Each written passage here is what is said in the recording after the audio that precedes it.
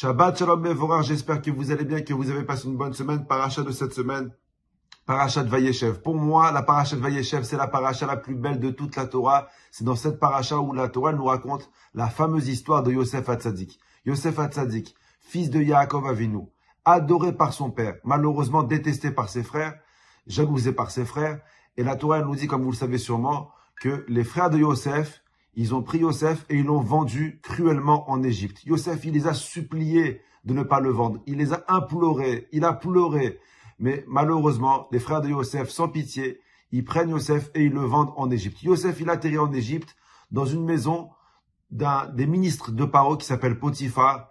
Il est vendu comme esclave. Donc vous vous rendez compte, le pauvre, il passe de prince chez son père en 24 heures à serviteur d'un des ministres de Paro. Et la Torah nous dit, le Midrash surtout, il nous dit que quand Yosef il est arrivé chez Potiphar, il avait la bracha dans tout ce qu'il faisait. Là où il mettait la main, Yosef Hatzadik, il avait la bracha. Mais vous savez comme quoi la réussite, malheureusement, elle attire le regard des autres. Et la femme de Potiphar, qui s'appelle Zulicha, alors c'est son prénom, il n'y en a pas beaucoup qui connaissent comment elle s'appelle. La femme de Potiphar, le Midrash dit comme quoi c'était une très belle femme. Elle est tombée amoureuse de Yosef Hatzadik. Elle voulait absolument fauter avec lui. Elle a tout fait pour fauter avec lui. Elle essayait d'attirer son regard vers lui, mais Yosef, il baissait les yeux. Elle essayait d'attirer l'attention, mais Yosef, il la calculait pas. Elle a attrapé Yosef. Elle lui a dit, faute avec moi. Si tu fautes pas avec moi, je te crève les yeux. Et Yosef Hatzadik, qui lui dit, Akadosh Baruch Hu, c'est lui qui redonne la vue. Elle lui a dit, si tu fautes pas avec moi, je te mets en prison. Et Yosef Hatzadik, qui lui répond, Hachem m'attire à Sourim, Hachem il délivre les prisonniers. Elle lui a dit, si tu fautes pas avec moi, je vais te briser. Et il lui dit, Akadosh Baruch Hu, Zokef Kefufim. Il redresse ceux qui sont courbés. Quasiment toutes les brachot que nous faisons le matin de Birkot HaShachar, c'est Yosef Hatzadik qui les a dit pour ne pas fauter avec la femme de Potiphar, Zulicha. Et elle lui a proposé de l'argent pour fauter avec lui. Et Yosef Hatzadik qui ne faute pas. Comprenez, Yosef, il a que 17 ans. Il est seul, jeté en Égypte, rempli de désespoir. Mais malgré tout le désespoir qu'il a en lui, malgré toute la peine qu'il a, malgré toute la haine peut-être qu'il a envers ses frères, Yosef Hatzadik ne faute pas avec cette femme.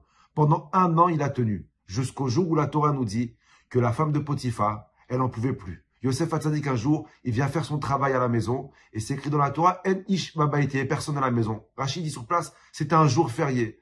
Donc il y avait personne, il n'y avait que Zulicha qui a fait croire qu'elle était malade pour rester seule avec Yosef. Yosef Hatzadik, il rentre dans la maison pour travailler. Alors la Gemara, elle pose une question, la Gemara dit, mais si c'est un jour férié, pourquoi il vient travailler? Il y a 2 avis dans la Gemara. Il y a un des avis dans la Gemara qui dit comme quoi Yosef Hatzadik, il est venu pour fauter avec elle. Il a dit, ça fait 1 an que je me retiens. Ça fait 1 an que je renonce à ses avances. J'arrive plus. Donc, il est parti pour fauter avec elle. Il rentre à la maison. Il va pour fauter avec elle. Et c'est écrit dans la Torah un très beau mot. Vatit peseu bevigdo. Zulicha, elle a attrapé le manteau, le beged, le manteau de Yosef. Alors, dans le mot beged, il y a 2 significations. Soit le mot beged, il veut dire un vêtement. Soit le mot beged, il veut dire un traître, boged. Et la femme de Potiphar, quand elle a vu que Yosef, il hésitait à fauter ou pas, elle lui a dit, Yosef, je sais qui tu es vraiment. Je suis la seule qui te connaît vraiment.